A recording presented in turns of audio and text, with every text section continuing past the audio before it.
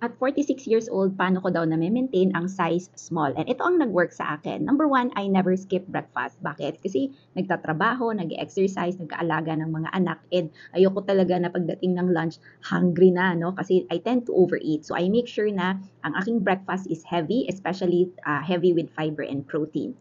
Number two, I move daily but gently. Nasubukan ko kasi dati na hardcore talaga yung aking exercise at ang naging effect sa akin is palagi akong nag-crave ng matamis tapos pagdating ng hapon, antok na ako. So right now, ang ginagawa ko is I move daily pero gently, meaning walking, pilates, and yoga. Yun yung nag-work sa akin.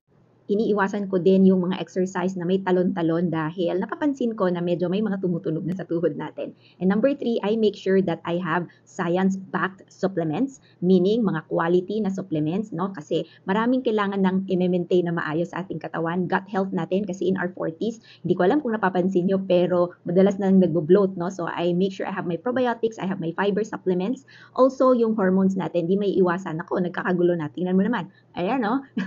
Parang teenager lang, may pimple, di ba? So, to manage yung hormones natin, and of course, to make sure that I have good muscle mass, so I make sure that I have protein shakes, no? Kasi kailangan talagang alagaan ang metabolism natin once na nag-hit na tayo ng 40s. Are you looking for a wellness coach that will guide you proper way to manage your weight na nutrition-based, and hindi kailangan hardcore ang mga exercise at maganda yung pakiramdam, no cravings, walang gutom, DM me for free consultation.